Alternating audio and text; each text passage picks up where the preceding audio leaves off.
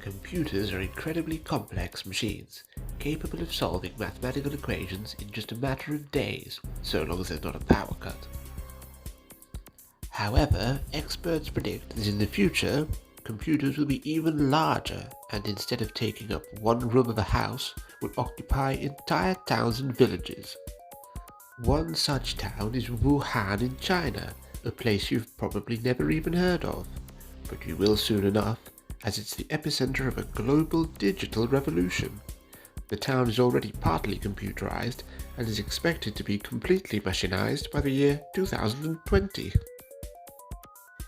In the future, your entire house could be operated by a single computer, and it would only need a small team of 7 or 8 specialists, non-elective rule distributors, or nerds. These bright young chaps would keep your household running 24 hours a day, 7 days a week. Thank you, nerds! One of the biggest changes to our lives in the future will be the way in which business is conducted. Nowadays, we have to put on a suit and sit in a conference room in order to conduct business with our colleagues. But in years to come, we'll be able to transmit important messages from the comfort of our own beds, whilst dressed in our pyjamas no less. The devices we use to achieve this will be so simple, a particularly stupid child or average intelligence ape will be able to operate them.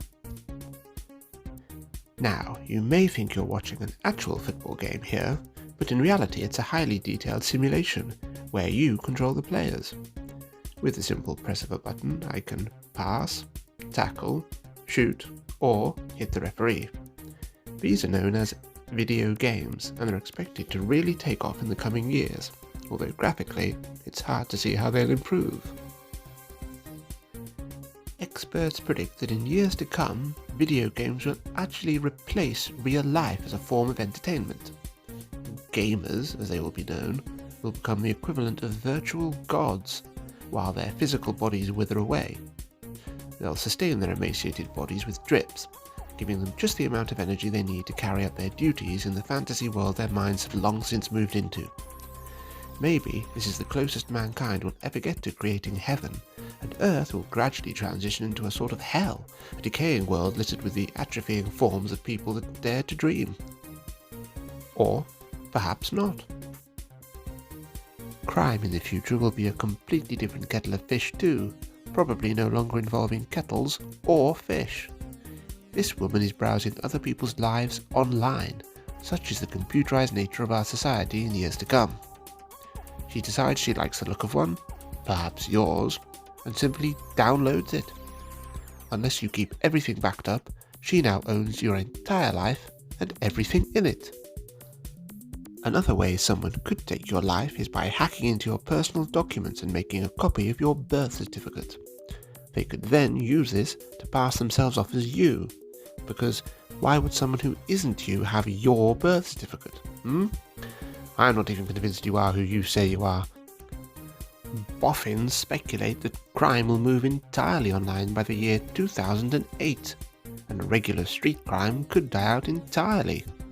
This spells bad news for traditional deviants who rely on customer-facing misdemeanors such as bag snatching or shin kicking. Whilst the threat of automation has long been an issue ever since the invention of the printing press meant that people could no longer simply write their own Bibles, it's said to be a bigger problem for crooks than ever before. For now, though, computers are still seen as black magic and devilry by many, and if I want to buy some parts, for example to construct my own machine at home, I have to purchase them at particular times and from particular tradespeople.